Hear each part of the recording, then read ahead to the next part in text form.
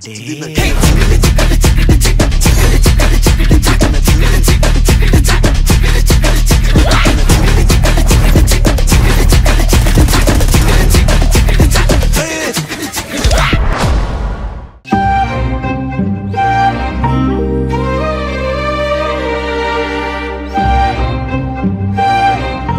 బుడంకాయ్, నువ్వా అమ్మా?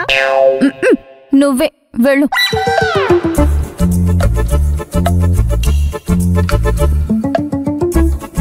నేను బుడంకాయని కాదు. కాయ కాకపోతే పండు. మీ అమ్మకి చెప్పు, బయటికి వెళ్తుంటే తెగ భయపడిపోయింది కదా, నాకేదో అవుతుంది, నన్నెవడో ఎత్తికెళ్ళిపోతాడు అని. బాగానే వెనక్కొచ్చాను కదా. బాగానే కాదు, నా సమస్యని కూడా సాల్వ్ చేసుకుని మరీ వచ్చానని చెప్పు. ఓకే పిన్ని. చెప్పు. వినిపిస్తుంది. సంతోషం. నీకేమీ కానందుకు, నువ్వు మంచిగా వెనక్కి తిరిగొచ్చినందుకు చాలా హ్యాపీ. సో నా గురించి ఎవ్వరూ భయపడాల్సిన అవసరం లేదు, బెంగపడాల్సిన అవసరం కూడా లేదు. నాకు నేనుగా నా సమస్యలని సాల్వ్ చేసుకోగలను. నా ప్రాబ్లమ్స్ని నేను సరి చేసుకోగలను. ఇక నుంచి నా సమస్యల్లో ఎవ్వరూ ఇన్వాల్వ్ అవ్వకుండా ఉంటే మంచిది. అన్నింటికంటే ముఖ్యంగా నాకు సమస్యలు సృష్టించకుండా ఉంటే చాలు. శిశిరా, భవానీ, నా ఆస్తి నా చేతికొచ్చే వరకు నేను మాట్లాడనని చెప్పు. నేను వెళుతున్నాను.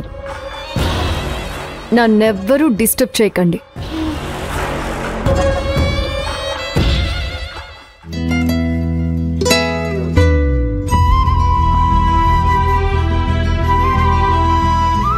ఎంత నచ్చజెప్పినా శిశిరకు అర్థం కావడం లేదు. ఫీల్ అవుతున్నావా అమ్మా? మూడంతా డిస్టర్బ్డ్ గా ఉంది. అమ్మా, ఒక పని చేస్తే మన ఫామ్ హౌస్ కి వెళ్ళి కృష్ణాష్టమి సెలబ్రేట్ చేసుకుంటే బాగుంటుంది. పిన్నిని రమ్మందాం, అక్కడేమైనా మాట్లాడుతుందేమో. ఒప్పుకుంటుందా? నేను వెళ్ళి ఒప్పిస్తాను కదా. ఓ సరే, నువ్వు ఒప్పించు, నేను ఏర్పాట్లు చేస్తాను. సరే అమ్మా. అది కనీసం నీతోనైనా మాట్లాడుతుంది, లేదంటే చాలా ఇబ్బంది అయ్యేది. సరేనమ్మా, నేను వెళ్ళి మాట్లాడొస్తాను.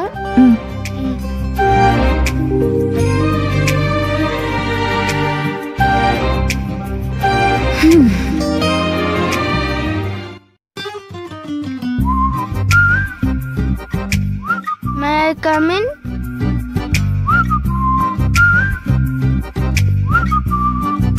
బెడ్ దగ్గరికి వచ్చిన తర్వాత కాదు, బెడ్రూమ్ లోకి వచ్చే ముందే అడగాలి. సరే. ఏంటి? మూడు బాగుందా పిన్ని? బాగాలేదు. ఏంటి? అయితే సారీ పిన్ని, తర్వాత వచ్చి మాట్లాడతాను. డిస్టర్బ్ చెయ్యొద్దు అన్నా కానీ డిస్టర్బ్ చేస్తున్నాను. హలో, ఊరికే రాదు కదా, పెద్ద మనిషి, విషయం చెప్పు.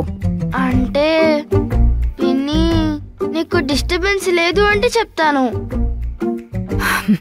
చెప్పు. నీకు ఇక్కడ బోరింగ్ గా ఉంది కదా? అవును. అయితే ఒక పని చేద్దామా? చెప్పు. మనము కృష్ణాష్టమి సెలబ్రేట్ చేసుకుందాము. కృష్ణాష్టమినా? అవును పిన్ని, నీకు బాగా నచ్చుతుంది. ఎక్కడ? మన ఫామ్ హౌస్ లో. అక్కడ అన్ని ఫెసిలిటీస్ ఉన్నాయా? పిన్ని. సరే, ఆలోచిస్తాను. థ్యాంక్స్ పిన్ని. దేనికి? థింక్ చేస్తానన్నావు కదా, అంటే సగం ఒప్పుకున్నట్లేగా.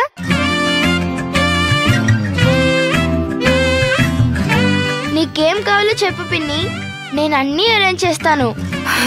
ముందు నాకు కొంచెం మనసంతా అరేంజ్ చేయించు చాలు. సరే పిన్ని.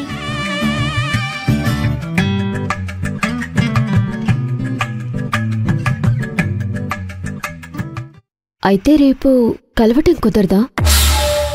సరే అయితే ఐల్ ప్లాన్.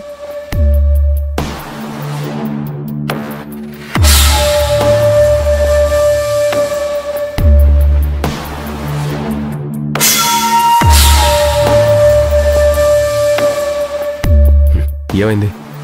ఏం లేదు, రేపు శిశిరాతో కలిసి బయటికి వెళ్దాం అనుకున్నాను, కానీ తను శ్రీకృష్ణ జన్మాష్టమి జరుపుకోవటానికి వెళ్తుందంట. అయితే ఆదిబాయ్, నువ్వొకసారి ఆమెను కలిస్తే బాగుంటుంది.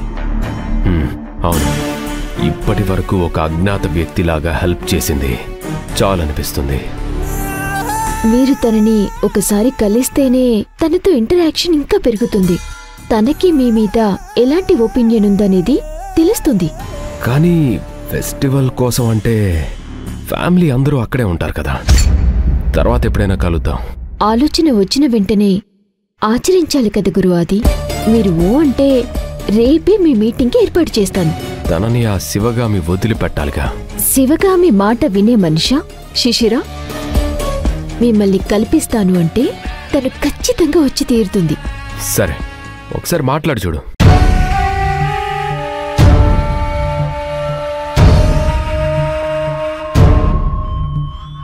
చెప్పు నేహా.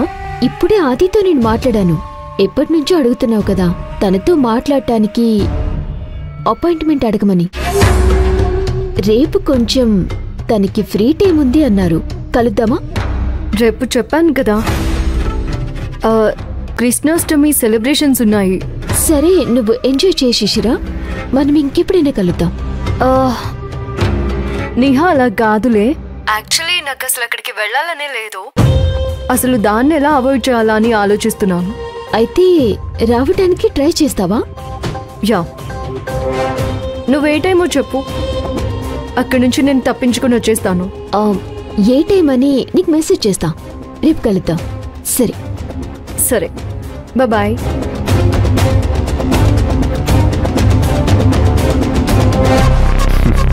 ఒప్పుకున్నట్టేనా? తనకి అక్కడ టైం స్పెండ్ చేయటానికి ఇష్టం లేదు, ఖచ్చితంగా వస్తుంది. ఆదిబాయ్, రేపటి నుంచి నీ ఆట మొదలు పెట్టొచ్చు. చూద్దాం.